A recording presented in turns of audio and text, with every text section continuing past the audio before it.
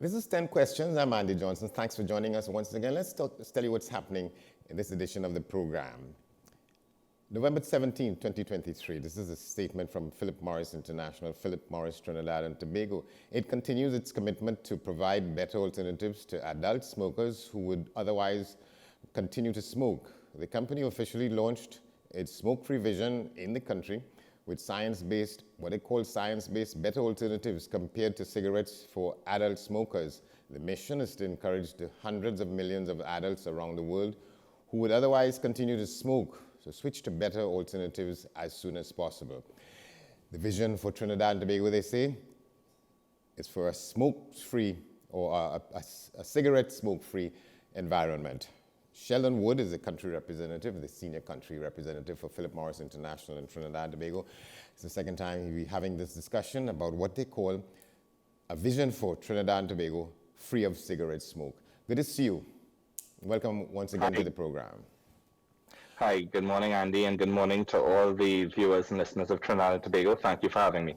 All right, so you say in the statement that what you're after is a responsible sales and what you have in place is a responsible sales and marketing position. Let's talk about how that is recognizable. Okay, so currently, right now in Trinidad and Tobago, we sell our combustible cigarettes with our brands L&M and Marlboro, L&M being the #1 brand in the country. Now, as a global organization, we are committed to responsible sales and marketing principles. And you would see that in quite a few ways. First and foremost, in terms of any sort of engagements that we have are only with legal age smokers. So how we do that, first of all, is we ask a couple of very, very important questions. First of all, are you, of course, of legal age? And we can ask for validation and verification through IDs. We ask, are you a smoker? Do you have any intentions to continue smoking or to quit? Now, Andy, if, of course, you are not of legal age, any sort of engagement is discontinued immediately. If it is that you're of legal age, but you're not a smoker, we wouldn't engage with you either. That's our marketing guidelines. And as well, too, if you've indicated that you're thinking about quitting smoking, we also will not engage. So first of all, those are our important parameters to make sure that we are responsibly marketing to legal age smokers who have made the decision to continue smoking. Also, as well, too, in any sort of, particularly when it comes to smoke-free now, right, and when with our new product that we've recently launched, Vive, any sort of social media engagement you would see, first and foremost, it's not going to be about consumption, and any sort of, ambassadors and so that are used, they would have to look and prove that they are over the age of 21, so not even 18. So we take a lot of very strict measures. We will also make sure, for example, that any sort of communications or engagements are not anywhere where there are any schools, hospitals, any sort of, environments where people do a lot of exercising. And so we're very, very, very specific and very meticulous of who we engage with, where we engage. And of course, we will only also engage in areas where there's legal age people. We would never engage anywhere where there's a possibility of anybody underage being exposed. All right, so I want to get to where you mentioned the name of the product. Now, you said it's Vive now, and you said that's PMI's science-based disposable vape device. You said we will lead the way of tobacco harm reduction in Trinidad and Tobago. Let's talk about that. Yeah, so our vision is, believe it or not, as the #1 tobacco producing company in the world, our vision is a world where in 10 to 15 years cigarettes don't exist, right? And it's a very bold vision. It's a very ambitious vision. We're actually tangibly well on our way because over 35% of our company's global revenues are now coming from smoke-free products, right? And reduced risk products. And also as well too, we're expanding our smoke-free product range into over 82 countries in the world. Now, the idea is look, the WHO has said that by 2025, there will still exist 1 billion smokers in the world. This is numbers that are produced by the WHO, okay? And all we're saying is for those billion smokers who've made that decision that they want to continue to smoke, let's give them alternatives that will be less harmful to them and also still satisfy what it is that they're looking for. So the whole concept of our smoke-free vision, not only for Trinidad and Tobago, but for the world, is that we can actually have a future where combustible cigarettes, which are responsible for all the negative health as well as the negative stigma that is around the consumption of tobacco and nicotine. If we can get alternatives to those users who made up their mind that they still want that satisfaction from nicotine, they still want that sort of satisfaction from tobacco consumption, how can we give them something that is not going to be as harmful for them? And that's our vision and that's our goal. All right. I want to ask you to expand on what you say here, that Trinidad and Tobago is one of the countries in the Caribbean region in which PMI consolidates its vision, providing not only science-based alternatives, but also education regarding the risks of smoking and the importance of responsible commercialization. Yeah, so essentially in the Caribbean, we are the second in the Caribbean to have our expansion of smoke-free with Vive Now. Right, Vive Now as our vaping solution. It's not the only one of our tobacco harm reduction solutions, but we're the second market in the Caribbean that has this. So we've been talking for a long time, Andy, with government officials. We've been speaking with legal age smokers. We've been speaking with legal age nicotine users. We've been having a lot of dialogue behind the scene over the last few years. That is in Trinidad and Tobago? That is in Trinidad and Tobago. That's correct. Within Trinidad and Tobago. And what we've said is, look, we've been talking this smoke-free vision for a while now, and we needed to actually now bring something tangibly to the table so that we can show that we're not just only talking this vision, but we're actually walking the talk. So with the launch of Vive Now, that's the first of what's going to be a range of tobacco reduction alternatives, or non-combustible alternatives, as we would call it, that will eventually be presented to legal age nicotine users of Trinidad and Tobago to give them options that are not going to be as harmful as traditional combustible cigarettes. Yeah, and you say Trinidad and Tobago is positioning now as sort of a model place where you were conducting these sorts of surveys among users and potential users. Why is that? Why did? Yeah. So go ahead. The importance of that, Andy, is that ultimately any business, right, knowing your consumer is what gives you the competitive advantage. It's consumer centricity. So we needed to speak with the stakeholders, which would be the legal age combustible cigarette smokers, because we needed to understand what drives them, what's their motivation, what could we do that would get them to consider switching to something less harmful. We also spoke to existing vape users to understand their particular behaviors and their habits as well. And then, of course, we've also been engaging with some of the government officials behind the scenes, because right now, the vape industry is not regulated. And we believe it should be regulated, all right? Because we want to make sure that anybody who is partaking in this part of the industry follows strict guidelines to make sure that there's no exposure to any minors. There's also responsible depletion of devices, and so, because there's an element of what we have which speaks to the environment as well, and how we treat with devices to make sure there's minimal impact to the environment. So regulation plays an important part in this, but at the same time, you need to have responsible regulation. So those kind of conversations were happening with some of the officials, with the Vape Association as well, because there's a Vape Association of Trinidad and Tobago, and that dialogue is going to continue.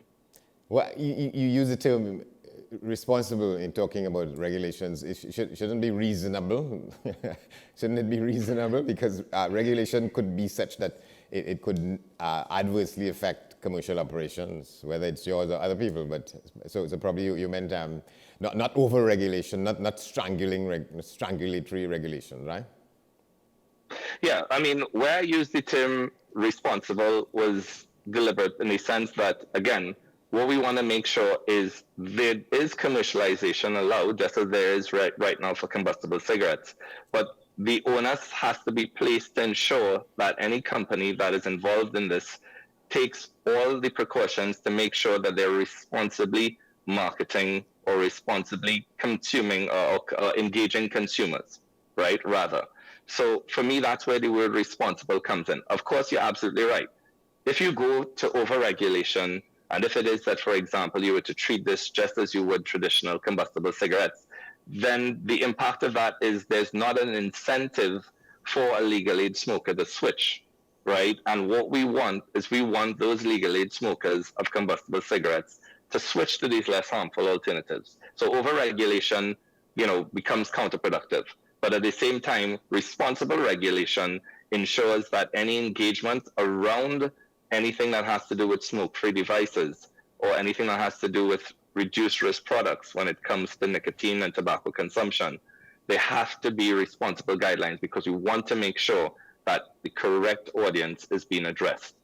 All right. On the assumption that the Ministry of Health is probably the lead public agency with your consultations and collaborations, to what extent you can share anything about what's the disposition of the minister or whoever is sort of leading the ministry's charge in these discussions and consultations that you all are conducting? Look, we don't have, there's been dialogue, but I can't speak to what their position is. What I can say is that there's been extensive dialogue and sharing of information, not only from what we've gathered here, but worldwide, what's been happening. Some of the decisions taken by some countries, some of the impacts of some of the decisions being taken, some of the regulations that have made sense, that have worked, that haven't worked. So, because we operate in multiple countries throughout the world, we get exposed to what is working and what's not working. So what we do is we just simply share the positions, we share the experience that we have, but ultimately speaking, obviously, we will abide by whatever regulations are in place by whichever country we operate in. So, that's really where we're at in terms of sharing the dialogue. In terms of position of the Ministry of Health and any government agency, I can't speak to that at this point. Yeah, I'm staying with the question, the focus on Trinidad and Tobago. Of all the countries in the region, what makes us stand out as the sort of template for conducting these tests and these surveys and so on? Well, look, ultimately speaking, there's some facts that we can't ignore, right? In terms of tobacco consumption, right, per capita within the Caribbean region, Trinidad and Tobago is one of the highest, right? So obviously for us, with our smoke-free vision and seeing that we can convert as many of the combustible cigarettes to less harmful alternatives, Trinidad and Tobago would be of interest to us because ultimately, remember, this is our vision. Our vision of in 10 to 15 years of actually having no cigarettes. Then you would tend to start to focus on the markets where the consumption per capita and so is high, right? So with Trinidad and Tobago being one of those countries, that would be one of the reasons why in particular, right? Not only that, Philip Morris Trinidad and Tobago has actually been growing its footprint within the Trinidad and Tobago landscape, all right? We have our partners that we have a distribution, we have partners that we are engaging with respect to even the smoke-free as well too. So given the fact that we also have an affiliate in Trinidad and Tobago, because we don't have affiliates in every country throughout the Caribbean, right? Trinidad and Tobago, there's an actual Philip Morris Trinidad and Tobago form. So given the fact that we are growing as an organization, we have a footprint in Trinidad and Tobago, and as well as the per capita consumption, it just made sense that Trinidad and Tobago be one of those places that we start with expanding our smoke-free vision within the Caribbean. Yeah, and you say Vive now, it's not a cigarette, it does not contain nicotine. And my question therefore is, it's good for you? No. So let me be absolutely clear on something here, all right? First and foremost, it is less harmful than traditional cigarettes. It is not harmless. The actual Vive and vape devices, they have nicotine in it. Nicotine in as of itself is an addictive substance. Although it's not directly the cause of some of the harmful effects that you would normally get with traditional cigarette smoking, at the end of the day, it is not harmless. The only thing, Andy, that is 100% harmless is if you decide altogether to quit smoking and to quit nicotine, right? And we say this openly, and we say this without any fear or impact on our business, because that's what's 100%. The only thing that we can say also as well empirically is that if somebody was consuming a traditional cigarette, they would be exposed because of the combustion to a lot of harmful toxins that causes a lot of the complications such as heart disease, lung disease, cancer, that sort of thing, right? Now, the actual vaping product in itself is not harmless, but you are not, because there's no combustion, you're not exposed to as many of these harmful toxins. Actually, it's 95% less toxins that you're exposed to. So by virtue of that in itself, you're putting yourself at less risk. But is it that you're at 100% without risk? Absolutely not. No. And we would never use the terms that it is good or no. We would never use that. It is less harmful, and that's our position on it. So I just wanted to make that abundantly clear. Yeah, and part of the narrative, I think you give it a 99% rating in terms of the extent to which this device removes health risks for people. And my question is, what is the potency of the 1% that remains?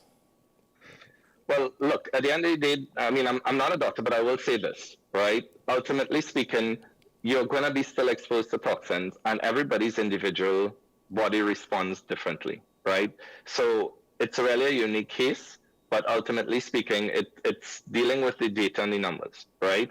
If you're exposed to 99% less harmful toxins, and if it is that you are not being exposed to combustion, you are being exposed to nicotine, which is addictive and is harmful, but not directly related to some of these major issues that you're faced with, then ultimately speaking, you're going to put yourself, if you're a smoker of traditional cigarettes, you're going to put yourself in a position where you are exposed to less harmful toxins, less harmful ingredients. So ultimately speaking, you're at a lower risk of anything happening to you. You're not 100% risk-free.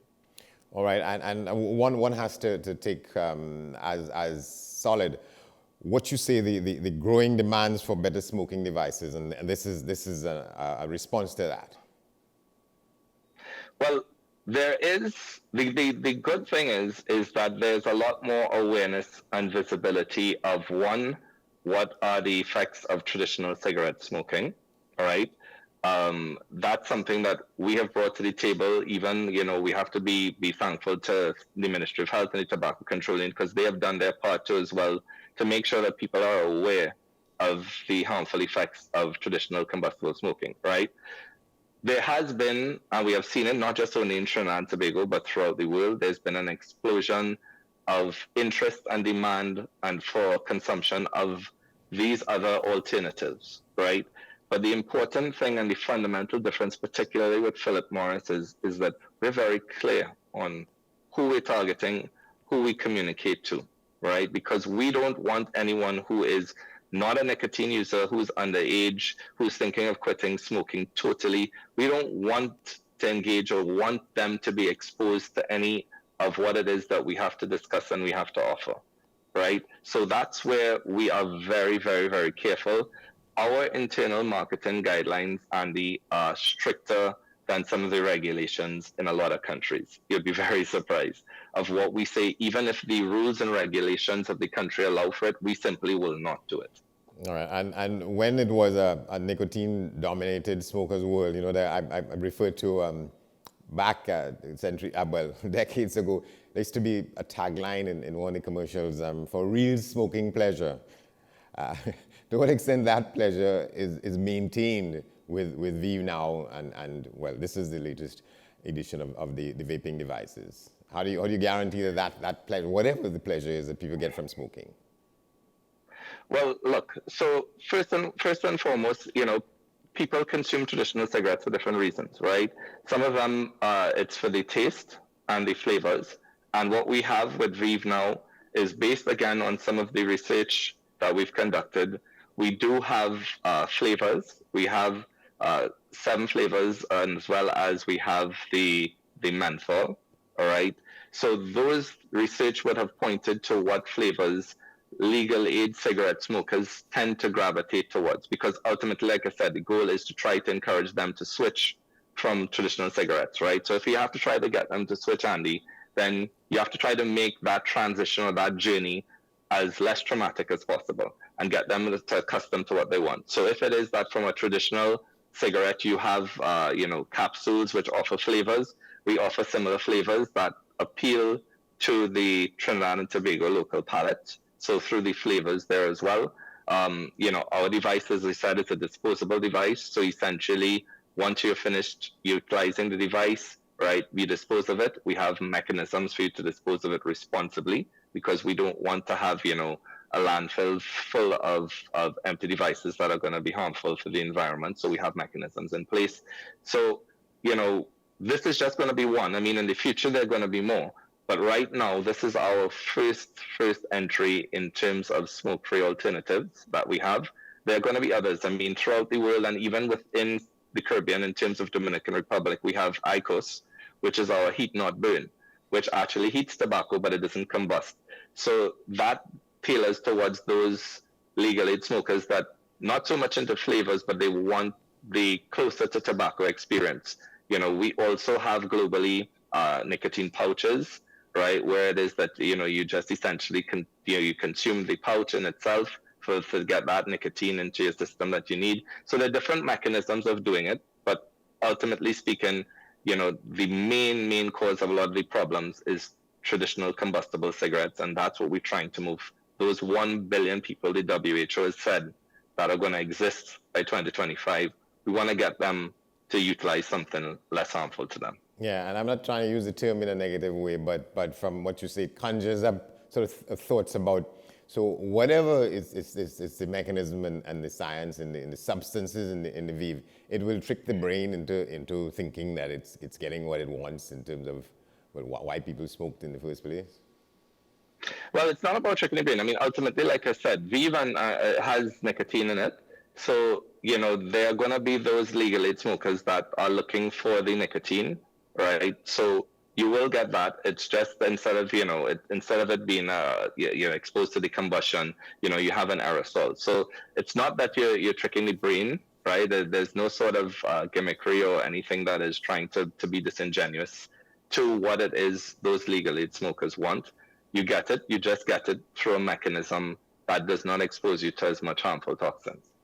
Yeah, because you say it's a science-based alternative to tobacco, and tack that on to where you say not everyone in this business is responsible. And if I may dare to say then that not everyone in this business is as responsible as PMI is making itself out to be.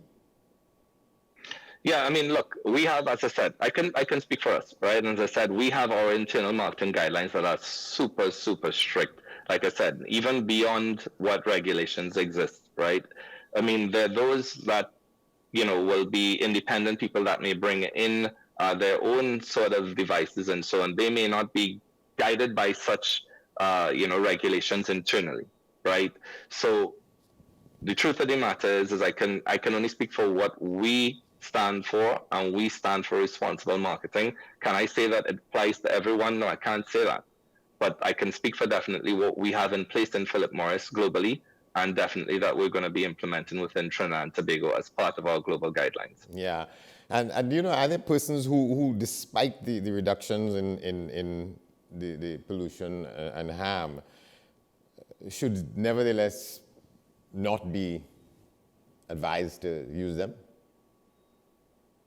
Sorry, could you repeat the question? Are there people, despite the assurances about the removal of the dangers and the threats to one's health from tobacco smoking, are there people who you would advise, given what you may know or what they may present from the tests and so on, away from vaping at all?